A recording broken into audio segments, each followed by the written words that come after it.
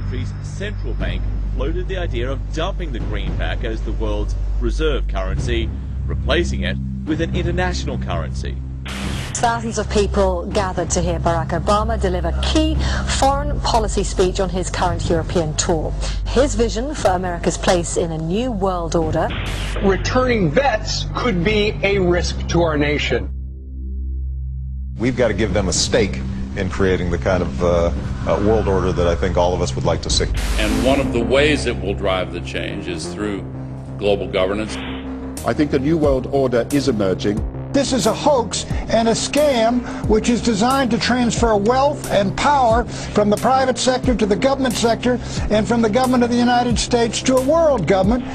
And those people who have been yelling, oh, the UN's going to take over global conspiracy government. Theorists. They've been crazy, but now they're right. And who got the money? Hundreds and hundreds of banks. Any bank that has access to the U.S. Federal Reserve's discount. Tell us who they are. No. You know, financial terrorism. They have the ability to tweak the knob. I am proposing that the Federal Reserve be granted new authority. The ultimate goal of the carbon tax and the cap and trade is to destroy production. This energy tax is the largest tax increase in American history. We're actually creating a global warming police. So number one, they can come in, the federal government can come in and inspect your house and send you the bill. We're setting up a global warming Gestapo. One of the things that if you talk to our generals, they are desperate for is a civilian counterpart to our military forces. I am fierce. And this is what I wear. Senator Barack Obama's presidential campaign is asking Missouri law enforcement to target anyone who lies or runs a misleading television ad. I've now been in 57 states. I think one left to go. The president, when he was in Europe last week, he met with the king of Saudi Arabia. He appeared to bow. President Obama today proposed something new, something called prolonged detention. Pre-crime is where people are arrested and incarcerated to prevent crimes that they have not yet committed.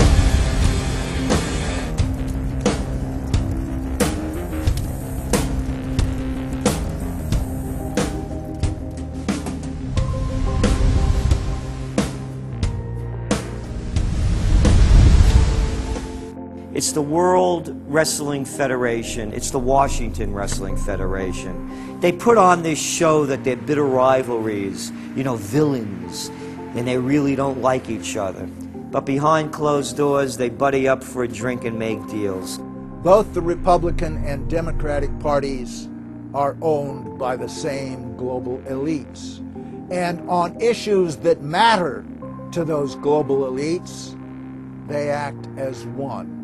They've wrapped themselves in the American flag, and they've talked about preserving American heritage and principles, and all the while they're working to merge us into a new world order where our sovereignty will be destroyed. We'll lose all connection with our American heritage.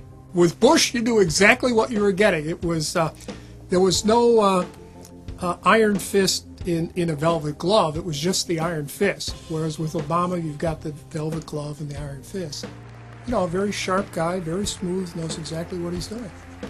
For that reason, far more dangerous than Bush. Well, at the end of last year, I was willing to give Obama the benefit of the doubt. I thought it was premature to write this guy off. But now that he's been in office for a while, it's obvious that he is very tight with the Goldman Sachs and J.P. Morgan's on Wall Street, and he is extremely compliant and pliant to the wishes of the large banks, going back to what we saw with Robert Rubin under the Clinton administration, changing laws in favor of the banks. And he's not doing anything to stop the banks. He's helping the banks continue to do what they were doing under Bush. So, in fact, he's just a continuation of Bush on the subject of markets and finance, which is the most important part of his policy right now. People who voted for Obama wanted real change, and they're getting platitudes, they're getting a lot of nice talk, but nothing in the way of concrete change is taking place. In this town, business as usual. There's one puppet master that controls the left, and there's the same puppet master controls the right. They control the Republican Party, and they control the Democratic Party. This is not a party issue. This is not a left-right issue. The question is, who should government serve? And it should serve the people. In fact, government is just a tool of the dominant minority that uses economics and government law to enforce upon the public various mandates. The right-left paradigm in the U.S. and in U.S. politics is taken directly from the commercial world and the corporate world.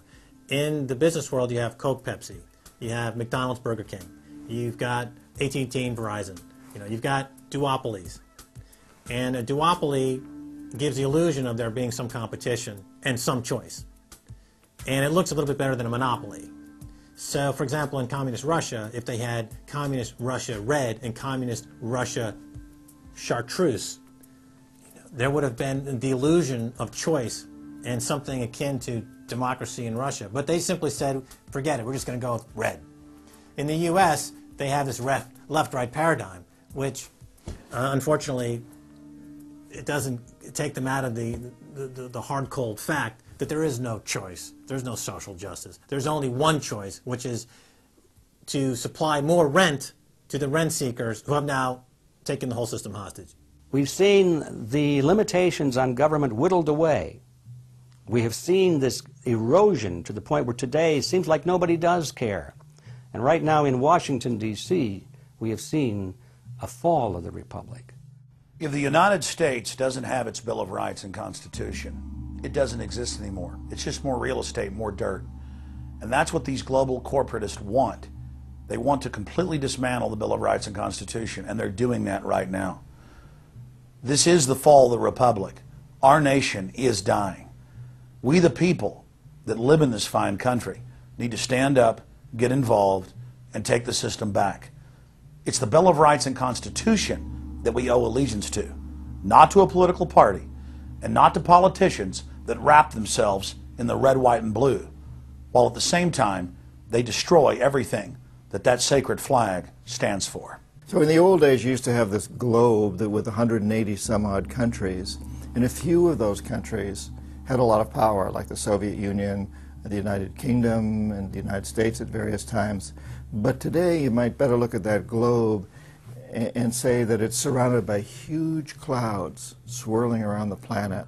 They know no national boundaries. They don't follow any specific sets of laws, and these are the big corporations.